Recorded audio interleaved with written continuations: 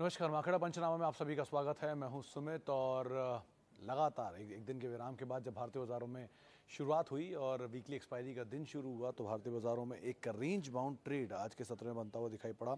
करीब करीब 250 अंकों का गेन निफ्टी में लास्ट आवर के अंदर आता हुआ दिखाई पड़ा और जो कि निफ्टी बैंक का गेन रहा है वो लोअर लेवल से एक अपटिक के साथ मार्केट्स ने क्रिएट किया है। तो एक अच्छी रिकवरी मार्केट्स में लोअर लेवल से आते हुए दिखाई पड़ रही है और मेजरली मार्केट्स को जो सपोर्ट कर रहा है वो कर रहा था आज टीसीएस। सेकेंड हाफ में एक जोरदार बाइंग वहां पर आते हुए दिखाई पड़ी। ओएनजीसी, विप्रो नंबर से पहले खरीदारी, अदानी पोर्ट एक अच्छी बाइंग वहां पर रही।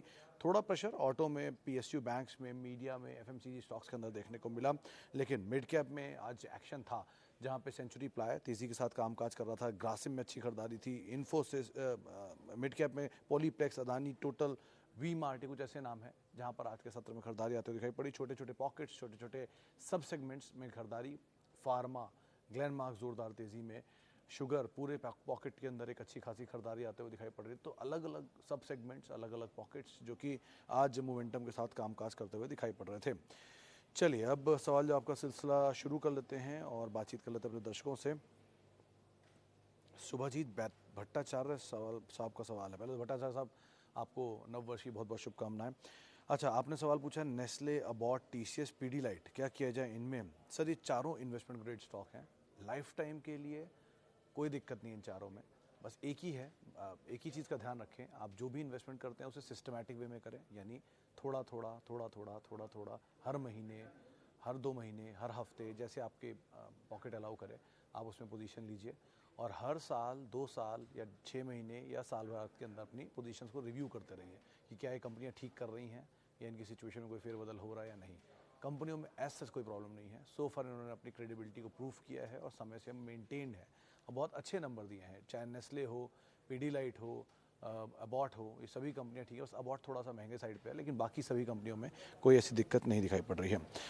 चलिए आगे बढ़ते हैं और मिर्ज़ा इंटरनेशनल 1 साल के लिए, मिश्रा साहब, Mirza international Kanpur based company है और रेड टेप के नाम से इसके प्रोमिनेंट प्रोडक्ट्स मार्केट में आपको दिखेंगे। यूके में इनका मेजर एक्सपोर्ट है और शायद यूके में करीब 90% के आसपास जो शू पहनते हैं वो यहीं के ही होते हैं, तो इन्हीं के ही होते हैं। तो एक बड़ी मार्केट वहाँ पे टैप करते हैं। ठीक है, कंपनी में प्रॉब्लम नहीं है और बहुत कम लोग ये बात जानते हैं कि वो एसएमई प्लेटफॉर्म छोड़ के मेन प्लेटफॉर्म पे आई थी, लेकिन कैच ये है कि लीडर बाटा है। सिचुएशन लॉकडाउन की है, शूज़ की डिमांड वैसी कम हो गई, आप भी जानते हैं, हम भी जानते हैं, तो उसका भी एक इम्पैक्ट है। लेकिन हाँ, अगर चीज़ें बेटर होती हैं, वापस रिवाइव जब होंगी तो चीज़ें भी ठीक होंगी। तो समय लग सकता है, लेकिन ठीक है। बेटर लीडर में बाटा है सबसे पहला नाम, उसको देखिए। रिलैक्सो है दूसरा नाम, इन दोनों को आप पहली प्रेफरेंस में रख सकते हैं। अच्छा, सेल का व्यू गुप्ता साहब ने पूछा है। गुप्ता साहब, सेल के लेकर एक खबर थी आज की, इनके 2 प्लांट्स को लेकर शायद कुछ विनिवेश हो सकता है। बाजार में खबरें उठ रही हैं ऐसी। बाजार में तेज़ी की ही बातचीत है सेल के लिए सो फार, ये प्राइसेस अच्छे बढ़े हैं। हाल फिलहाल में आज भी एक रिपोर्ट आई थी जिसमें चैनल चेक करके बोला गया है कि बेहतर प्राइसेस देखने को मिल रहे हैं मेटल स्पेस में, तो शायद ये तेज़ी में रहे। मीडियम टर्म, लॉन्ग टर्म के लिए सिचुएशन अलग होगी, उसमें आप टाटा स्टील को पहली प्रेफरेंस दे सकते हैं। 1250 का उसका टारगेट बाजार में चल रहा है। चलिए आगे बढ़ते हैं और बातचीत करते हैं एंटनी वेस्ट को लेकर। नितिन साहब, आईपीओ है हाल का, अभी तो फिज रहेगा इसमें काफ़ी, क्योंकि अभी तो एंकर इन्वेस्टर हैं वो निकलेंगे, उसके बाद सिचुएशन आएगी। और आईपीओ भी बहुत बड़ा कोई फायरवर्क नहीं था, लेकिन हाँ उसके बावजूद सरप्राइज था थोड़ा सा। लेकिन फिर भी नंबर्स को देखिए, अभी तो परफॉर्मेंस बाकी है, शुरू भी नहीं की इन्होंने परफॉर्मेंस आनी, इनकी पहले क्वार्टर के नंबर आएंगे इस बारी। तो नंबर देखिए, एंकर इन्वेस्टर का विंडो जब खाली होगा तो उसके बाद शेयर और एक झटका देगा। इन सबको देखिए और उसी के बाद ही कोई कॉल लीजिएगा, क्योंकि जिस कारोबार में है उस कारोबार में अब तक तो बहुत ज़्यादा पैसा किसी ने बनाया नहीं है। तो सिचुएशन देखते हैं आगे कैसी रहती है, लेकिन सब कुछ नंबर्स पे है, तो पहले नंबर आने दीजिए, फिर उसके बाद कोई कॉल लीजिएगा। मुकेश यादव साहब का सवाल है पीडीलाइट इंडस्ट्रीज़ और एचईजी पे। देखिए यादव साहब, पीडीलाइट तो ऑब्वियसली बात है, एक बहुत ही उम्दा किस्म की कंपनी है, इन्वेस्टमेंट ग्रेड स्टॉक है। इसे 1 साल के लिए ही नहीं, अब 10 साल के लिए भी रख सकते हैं, कोई दिक्कत नहीं है, क्योंकि ऑब्वियस रीज़न है, बहुत अच्छा product, profile, management, numbers, situation debt की और कैश फ्लोज ये कंपनी जनरेट करी है। बढ़िया नेटवर्क भी है इनके पास डिस्ट्रीब्यूशन को लेकर, तो पीडीलाइट में तो कोई दिक्कत नहीं है। आप इनको 1 साल नहीं, कई साल के लिए और रखिए, और बल्कि हर फॉल में खरीदारी करिए। आपके एवरेज का आधा हो जाए या उसका भी आधा हो जाए तो आप खरीदारी करिएगा, बिना मतलब रीज़न समझने के बाद क्यों हुआ ऐसा। अब रही बात HEG की, HEG देखिए लास्ट टाइम 4200 का हाई बनाया था एक साइकिल में, 2007-8 की शायद वो साइकिल थी या 2012-14 की साइकिल थी, जब ये 4200 तक गया था, वहाँ से टूट के नीचे आ गया। ये भीलवाड़ा ग्रुप की कंपनी है, कैश रिच कंपनी है, डेट फ्री है। अब रिसेंटली एक बायबैक भी था, लेकिन उसमें भी बहुत बड़ा कोई फायरवर्क नहीं था। आपके लिए राय यही कि आप ये मोमेंटम बेस अगर स्टॉक में घुसे हैं तो आप मोमेंटम में ही निकल भी जाइएगा, क्योंकि ये कमोडिटी साइकिल पे चलने वाला स्टॉक है। ये बेसिकली ग्रेफाइट इलेक्ट्रोड में कामकाज करती है, जो कि मेटल के लिए यूज़ होता है।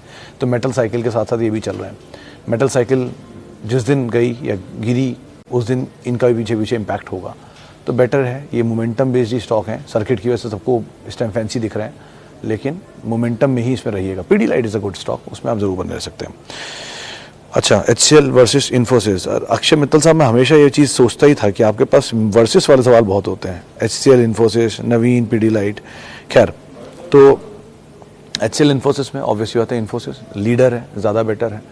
HCL भी बुरा नहीं है, लेकिन इन्फोसिस ऑब्वियसली बात है ज़्यादा बेटर है। और फॉल भी आ रहा है तो और क्या अच्छा, इससे बढ़िया क्या मिलेगा आपको। बायबैक के प्राइस से जितना डिफरेंस बढ़ रहा है उतना इसको सपोर्ट आता जाएगा ना। अब आप 1700-1750 का बायबैक है, 1400 पे शेयर है, अगर कल कोई टूट के 1200 रुपये आता है तो आपके लिए तो और बड़ी अपॉर्चुनिटी है। 1200 में लीजिए, 1700 में बायबैक में टेंडर कर दीजिए, तो आपको तो और बढ़िया बैंडविड्थ मिल रहा है इसमें।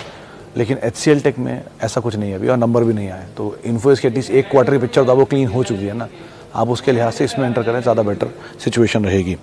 अच्छा, और इन्वेस्टमेंट के लिहाज से आपने चारों ही नाम बहुत अच्छे लिए हैं, HCL टेक, इन्फोसिस, नवीन, फ्लोरिन और पीडीलाइट। चारों ही इन्वेस्टमेंट के लिए बहुत अच्छे शेयर है। लेकिन अब क्योंकि पीडीलाइट पे 3 सवाल आ चुके हैं तो थोड़ा डर लग रहा है कि शायद नियर टर्म में शेयर नीचे आता हुआ ना दिखाई पड़े।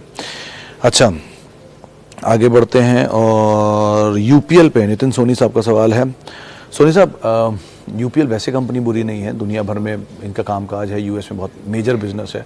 और रिसेंटली एक्विजिशन जो इन्होंने किया था एरिस्टा का, आई थिंक उस एक्विजिशन से इनकी सिचुएशन और बेटर हुई है यूएस में। थोड़ा वो बीच में खबरें थी रेड्स एंड ऑल की, जिसकी वजह से इसमें थोड़ा इम्पैक्ट रहा, लेकिन मानसून अच्छा आने की बात है, स्काईमेट ने किया है, IMD भी यही बोल रहा है मानसून ठीक ठाक ही रहेगा, तो अब ऐसा दिक्कत नहीं है। फर्टिलाइज़र केमिकल स्पेस में कोरोमंडल, PUPL, PI, बासफ कुछ अच्छे नाम हैं जिनको आप ज़रूर तलाश सकते हैं। स्पाइस जेट, हिमांशु पाहवा साहब का सवाल है। पाहवा साहब, स्पाइस जेट में थोड़ा कंसर्न रहा है। अब 108-109 का हाई और उसके बाद से टूट के 60-70 रुपये तक आ गया था।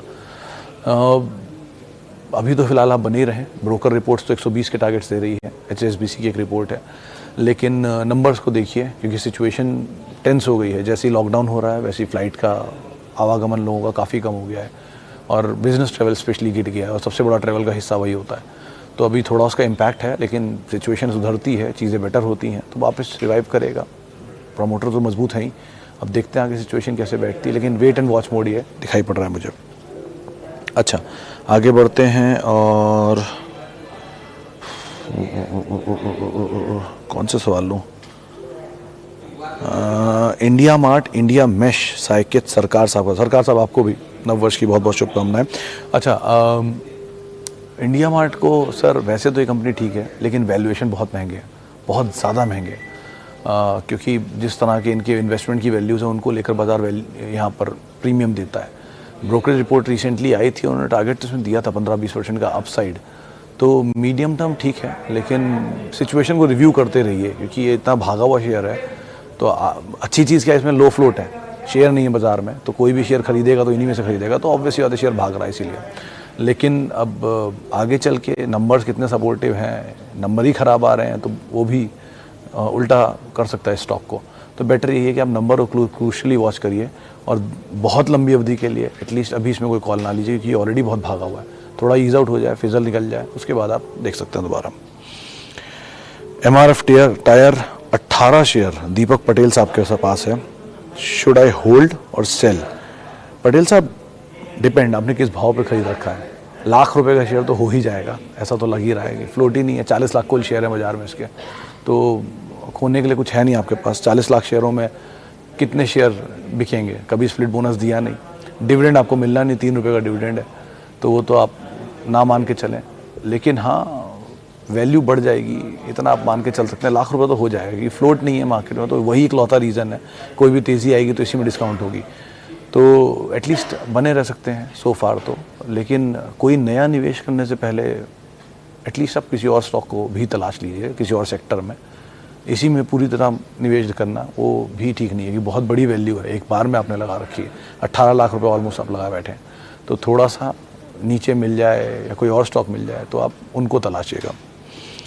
अच्छा, टाटा मोटर 110 305 होल्ड और सेल? होल्ड है सर, तापस साहब होल्ड कर सकते हैं आप इसमें, क्योंकि बाज़ार में खबरें हैं कि ये तेज़ होगा भी यहाँ से और एक बड़ी फॉल, बड़ी तेज़ी की बात हो रही है अभी भी इस साल के लिए, तो आप एटलीस्ट बने रह सकते हैं, वैसे कोई दिक्कत नहीं है इसमें अभी नियर टर्म में एटलीस्ट।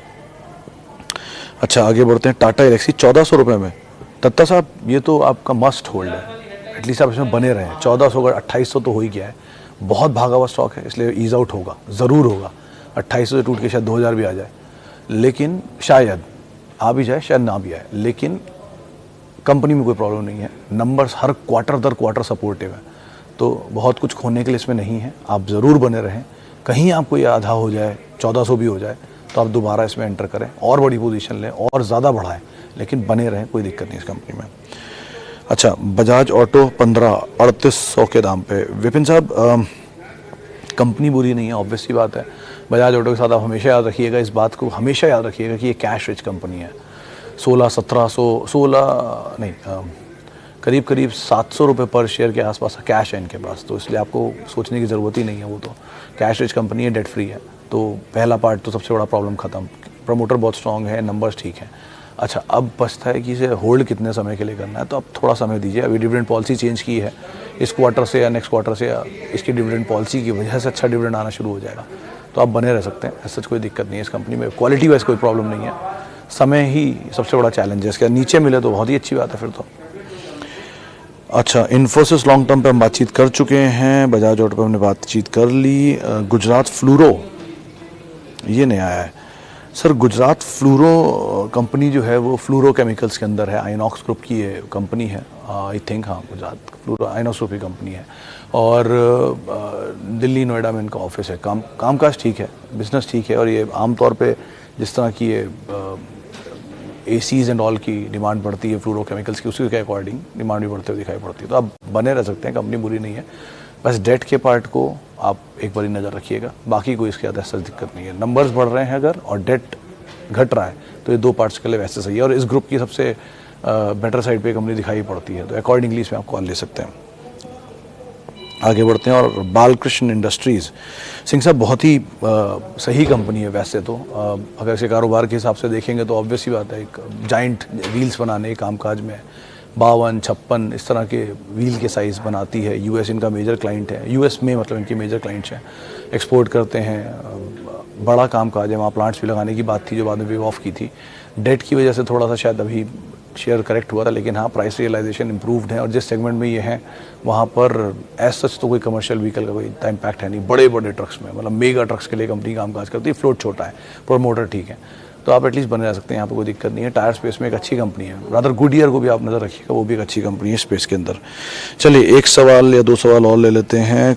कोटक को लेके बहुत सारे सवाल आ रहे हैं। कोटक महिंद्रा बैंक में सर, बैंकिंग में अगर लॉन्ग टर्म का स्टोरी आप देख रहे हैं तो ICICI, HDFC, कोटक, एक्सिस, ये चार नाम, और PSU में SBI। लॉन्ग टर्म के लिए इनको आप भूल सकते हैं लेकर। शॉर्ट टर्म के लिए तो ऑब्वियसली ज़्यादा मोमेंटम प्ले करना चाहते हैं तो कोई भी PSU बैंक में आप नीचे की तरफ मोमेंटम प्ले कर सकते हैं, 20-30 रुपये मिल जाएंगे तो आप निकल सकते हैं, लेकिन लॉन्ग टर्म के लिए ये चार नामों को आप हमेशा रखिए। अच्छा, और एक और सवाल ले लेते हैं। हमारे साथ बहुत सारे सवाल आ गए एकदम से। IDBI पे राकेश राजपूत साहब का सवाल है। राजपूत साहब, IDBI की बहुत बड़ी पोजीशन आपने रखी, 12,000 शेयर 34 रुपये के दाम पे। निजीकरण सबसे बड़ा ट्रिगर, लेकिन निजीकरण में भी सबसे बड़ी ट्रिगर ये है कि कौन खरीद रहा है, इंपॉर्टेंट ये है। LIC तो बेच रहा है, पहले LIC आया था तभी बात उठी थी चलेगा, अब निजीकरण में सबसे बड़ा ट्रिगर ये है कि बिकेगा तो किसके पास जाएगा, नया कंपनी कौन होगा, वो इसको कैसे टर्न अराउंड करेगा, वो फिगर इंपॉर्टेंट है। जब तक वो नहीं आता तब तक सिचुएशन ऐसी डोल टर्म रहेगी, थोड़ा चलेगा फिर नीचे आएगा, फिर चलेगा फिर नीचे आएगा, तो वो आंकड़े को ज़रा ध्यान रखें। BPCL केस में भी सेम चीज़ है, बिकना इज़ नॉट इम्पॉर्टेंट, कौन खरीद रहा है वो इम्पॉर्टेंट है। तो वो आदमी या वो एंटिटी कौन है जिसके ऊपर आप ध्यान रखें, क्या वो टर्न अराउंड करेगा या नहीं करेगा, कितना सक्षम है नहीं सक्षम है, ये कुछ चीज़ें जिनको आप ज़रूर ध्यान रखिएगा। चलिए, बहुत सारे सवाल ले लिए, माफ़ी उन सभी लोगों से जिनसे हम बातचीत नहीं कर पाए, और बहुत बहुत शुक्रिया उन सभी लोगों का जिन्होंने हमसे आज सवाल पूछा और इस कार्यक्रम का हिस्सा बने। आप मेरे साथ जुड़ सकते हैं @स्मिथ रिसर्च मेरा ट्विटर हैंडल है। नमस्कार।